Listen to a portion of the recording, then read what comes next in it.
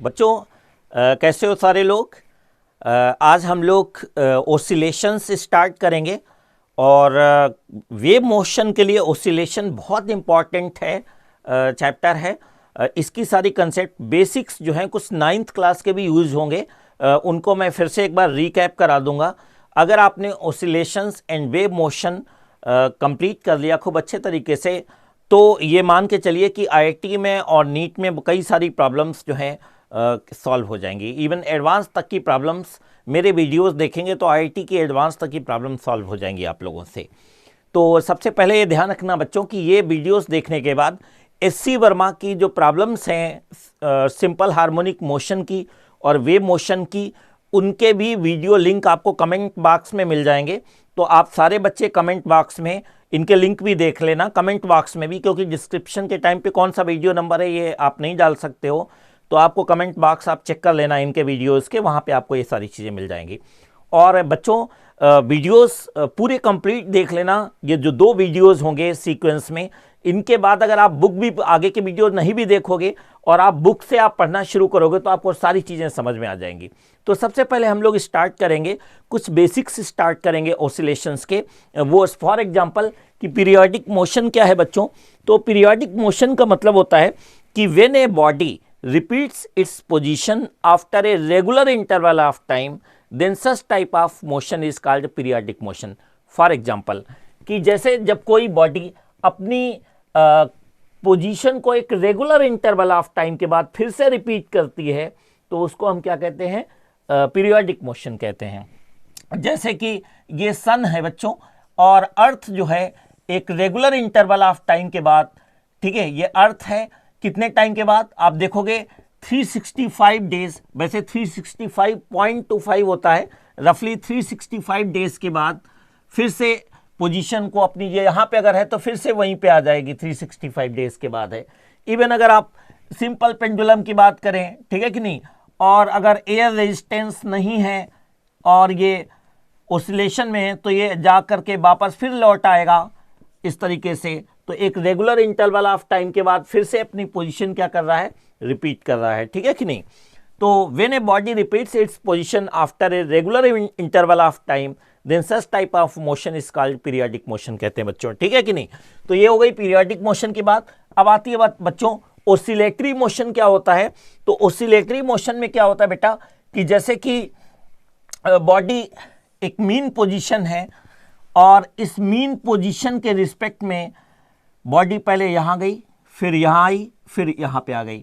इसमें भी बॉडी क्या करती है, एक रेगुलर इंटरवल ऑफ टाइम के बाद अपनी पोजीशन रिपीट करती है। बट इसमें और इसमें डिफरेंस होता है कि यहाँ पे एक फिक्स्ड पॉइंट जिसको हम मीन पोजीशन कहते हैं, उसके रिस्पेक्ट में बॉडी सिमेट्रिकली दोनों तरफ टू एंड फ्रो मोशन में होती है। तो इसके रिस्पेक्ट में ए और बी के बीच में ये बॉडी ओसिलेट करती है।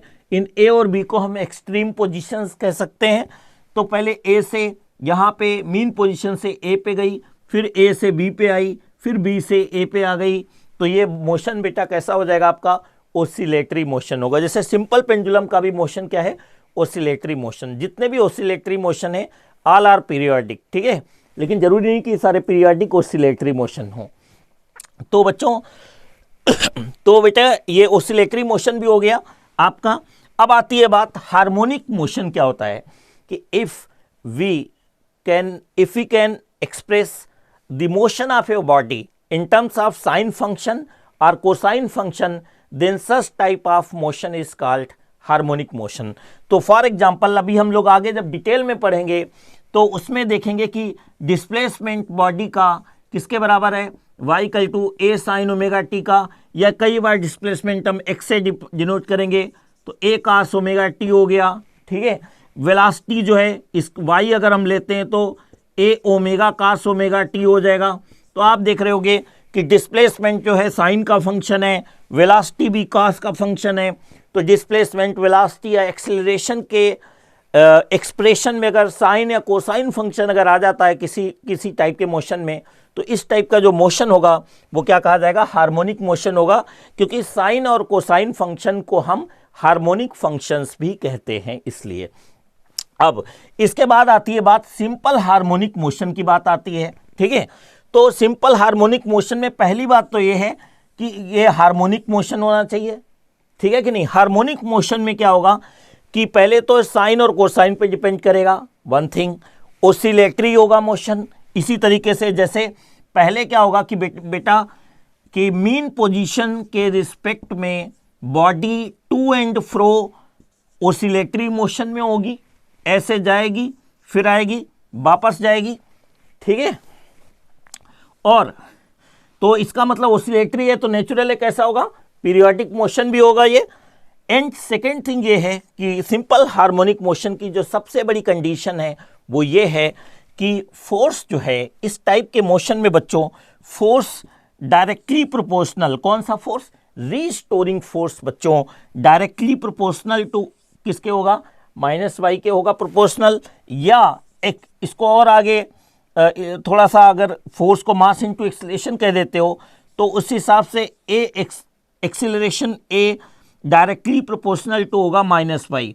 माइनस साइन ये बताएगा कि अगर बॉडी का डिस्प्लेसमेंट इधर है तो एक्सीलरेशन इस तरफ होगा, डिस्प्लेसमेंट मीन पोजीशन से लेफ्ट है तो एक्सीलरेशन क्या होगा, लेफ्ट टू राइट डायरेक्शन में होगा, अपोजिट, ठीक है।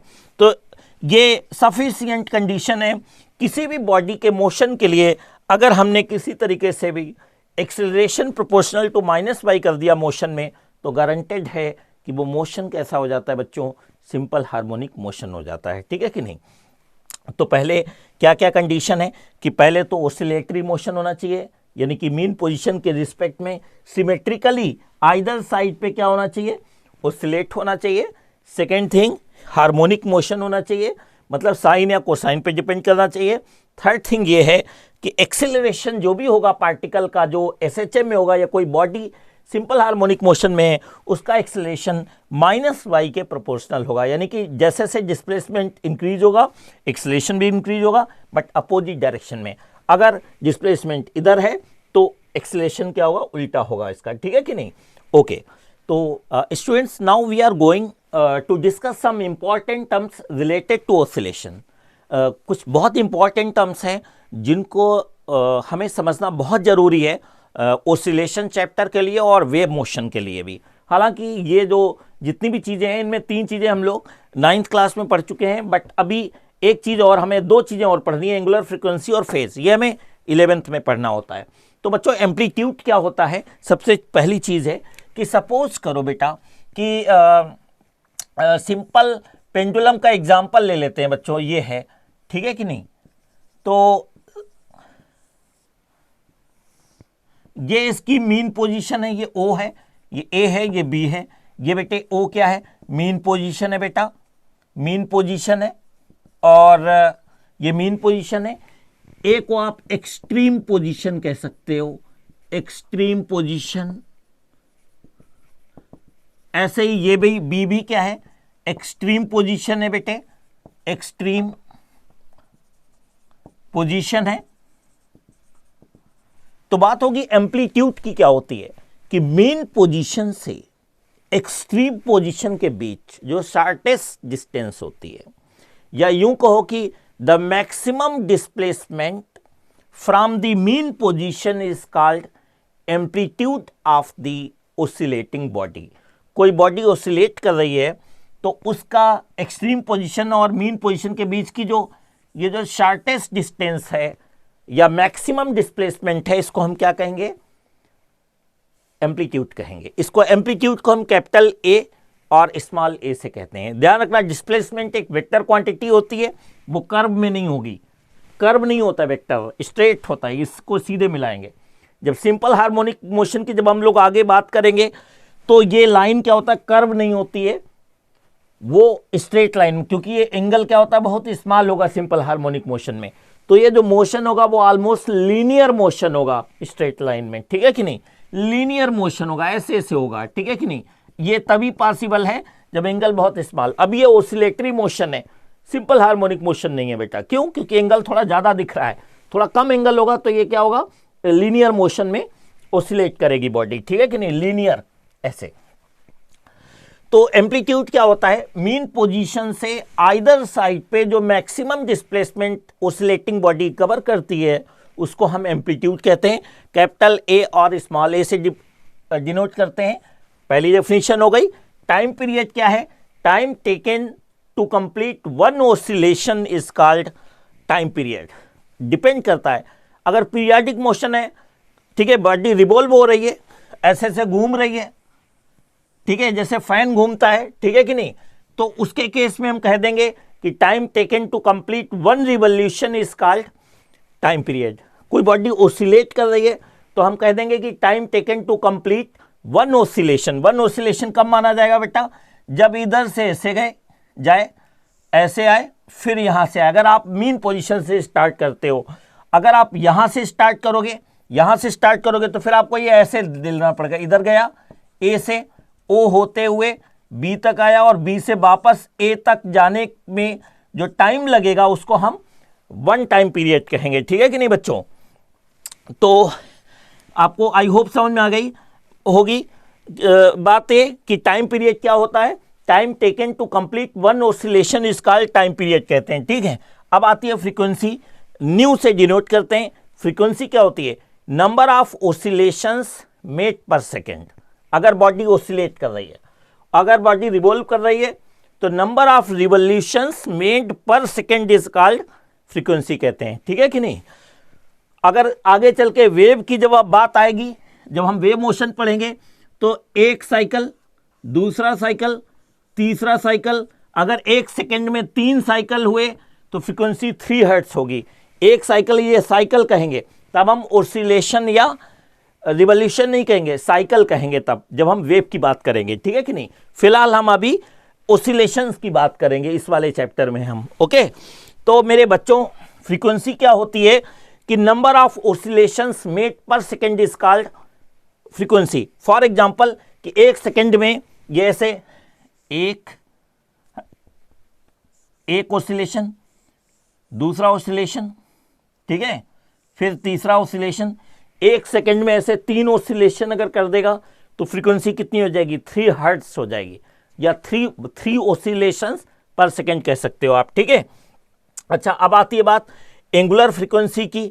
बच्चों, ऐसा है कि जब हम एंगुलर फ्रीक्वेंसी की बात करेंगे बच्चों, तो एंगुलर फ्रीक्वेंसी के लिए क्या करेंगे हम लोग कि ऐसे डिफाइन करेंगे। आप लोगों ने 11th में 11th के स्टार्टिंग में मोशन इन ए प्लेन में आपने चैप्टर पढ़ा होगा, सर्कुलर मोशन पक्का पढ़ा होगा सारे बच्चों ने। वहाँ पे आपने ध्यान दिया होगा कि जैसे कि ये आर रेडियस के सर्कल में पहले बॉडी ए पे थी, फिर बी पे गई, टी सेकेंड के अंदर इसने एंगल कितना कवर किया बच्चों? थीटा, रेडियन कवर किया। रेडियन, ध्यान रखना, डिग्री नहीं, रेडियन में एंगल कवर किया। तो आप देखोगे कि टी सेकेंड में थीटा, तो एक सेकेंड में कितना कवर करेगी बॉडी? Theta by T. तो ये थीटा अपान टी को हम क्या कहते हैं? ओमेगा कहते हैं। एंगुलर वेलोसिटी कहते थे, अब हम ऑसिलेशन या वेव में एंगुलर वेलोसिटी की जगह हम एंगुलर फ्रीक्वेंसी कह दिया करेंगे हम। ठीक है, तो सपोज करो कि बच्चों कि बॉडी यहां से चल के फिर दोबारा यहां पे आ जाए, तो टोटल टाइम कितना लग गया? टी सेकेंड एक टाइम पीरियड हो गया, और टोटल थीटा कितना रेडियन हो गया? 2 पाई रेडियन हो गया। कितना एंगल कवर कर लिया? 2 पाई रेडियन। ठीक है कि नहीं? तो एक टाइम पीरियड में बॉडी यहां से थी और फिर वापस यहां पे पहुंच गई। ठीक है कि नहीं? इसको हम क्या कहेंगे? Angle covered per unit time को हम क्या कह देंगे? एंगुलर फ्रीक्वेंसी कह देंगे। ठीक है, तो जब टाइम टी सेकेंड होगा तो थीटा कितना है? टोटल एंगल कितना कवर करेगा? 360 डिग्री, या जिसको हम रेडियन में कहेंगे तो 2 पाई रेडियन कह देंगे। तो एंगल कितना कवर किया? 2 पाई रेडियन। तो ये ओमेगा इक्वल टू कितना हो गया? 2 पाई टी हो गया। मेरे बच्चों, 1 बाई टाइम पीरियड क्या होता है? फ्रीक्वेंसी होती है, तो इसको हम 2 पाई न्यू भी कह सकते हैं हम। ठीक है कि नहीं? अच्छा, अब आती है बात फेज क्या होता है, फेज एंगल क्या होता है। बच्चों, ऐसा है कि हम लोग जब आगे ये पढ़ेंगे, आप देखोगे फेज की बात जब हम होगी, तो अगर हम कभी डिस्प्लेसमेंट ऐसे लिखेंगे, ठीक है कि नहीं, तो ये साइन के आगे जो एंगल है, ठीक है, साइन के या कोसाइन में भी हो सकता है। सपोज करो X equal to A cos omega T भी कॉस में भी हो सकता है। तो साइन या कॉस के आगे जो एंगल होता है, इसको हम फेज एंगल कहते हैं। क्या कहते हैं हम? फेज एंगल कहते हैं, या सिंपली कई बार फेज कह देते हैं हम। ठीक है कि नहीं? ये एक ऐसी क्वांटिटी है, फिजिकल क्वांटिटी है, ठीक है, एंगल के ही टर्म्स में, जो ये डिसाइड करती है कि किसी पर्टिकुलर टाइम पे पार्टिकल की या बॉडी की पोजीशन क्या है और वो किस डायरेक्शन में मोशन में। मतलब मीन पोजीशन से वो बॉडी कितनी दूर डिस्टेंस पे जा रही है कि आ रही है, या लेफ्ट की तरफ है कि राइट की तरफ है, ये कौन डिसाइड करता है? ये फेज एंगल डिसाइड करता है, जिसको हम सिंपली कई बार फेज कह दिया करते हैं, ठीक है कि नहीं। तो it is a physical quantity which gives the information of the position of the particle and direction of its motion। मेरे दोस्तों, बच्चों, ये ध्यान रखना कि इस वीडियो के बाद इस कमेंट सेक्शन में आपको दूसरा वीडियो मिलेगा, दूसरे वीडियो का लिंक मिलेगा। ये बहुत बेसिक था इस वाले वीडियो में, जो कि आप लोग 9th क्लास में ऑलरेडी पढ़ चुके थे। हम आपको जितने भी वीडियो बना के देंगे वो ये इस तरीके से होंगे कि आपने पीछे कुछ भी नहीं पढ़ा हुआ है, यहाँ से स्टार्ट करेंगे और IIT एडवांस लेवल तक ख़त्म करेंगे इन्हीं वीडियो के साथ। ठीक है बच्चों।